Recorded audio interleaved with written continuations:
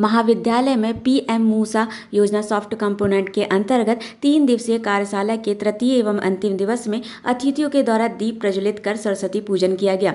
Doctor प्रतिभा कुमार ने मुख्य वक्ता डॉक्टर आर के भाटिया का परिचय प्रस्तुत किया।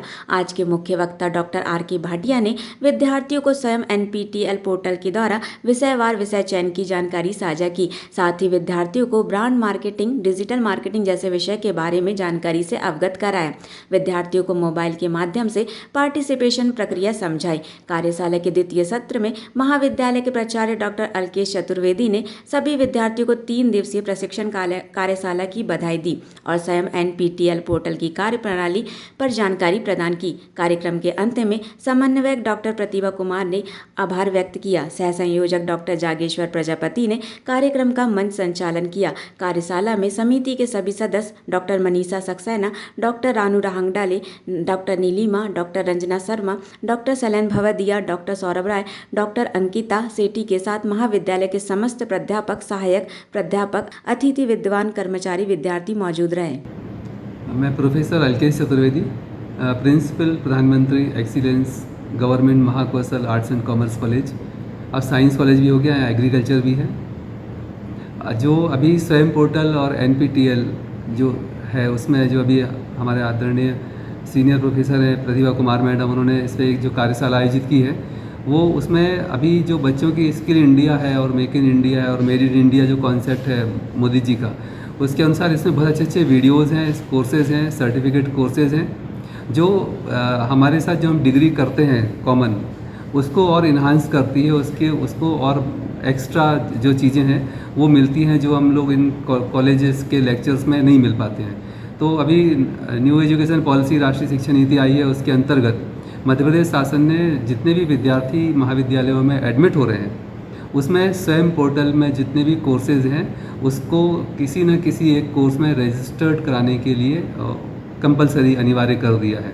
और इसी संदर्भ में हमारे महाकौशल महाविद्यालय में प्रतिभा कुमार मैडम ने एक कार्यशाला आयोजित की जिसमें 980 बच्चे ने रजिस्टर्ड किया। ये एक रिकॉर्ड है क्योंकि बहुत सारी कार्यशालाएँ ऐसी होती हैं जिसमें बहुत रजिस्ट्रेशन नहीं होते, तो इतने सारे रजिस्ट्रेशन हुए। तो इसमें हमारे ख्याल से जो वीडियो कॉन्फ्रेंसिंग होती है मध्य प्रदेश में उसमें भी हम लोग अब टॉप पर रहने वाले हैं कि सबसे ज़्यादा रजिस्ट्रेशन महाकौशल महाविद्यालय से हुए हैं। और स्वाभाविक भी है, अगर बच्चे इसमें रजिस्टर्ड होते हैं तो इसमें इतने एक्स्ट्रा ऑर्डिनरी कोर्सेज़ हैं जैसे आर्टिफिशियल इंटेलिजेंस के हैं, डिजिटल लिटरेसी के हैं, फिनटेक टेक्नोलॉजी के हैं, सारे कोर्सेज़ हैं। तो इस कोर्सेज से करने से स्वाभाविक है कि बच्चे की स्किल इन्हांस होगी और जो अब समय की आवश्यकता है कि इन पारंपरिक कोर्सों के साथ साथ टेक्निकल कोर्स उसमें भी वो आगे बढ़ेंगे। Greetings to all, one and all.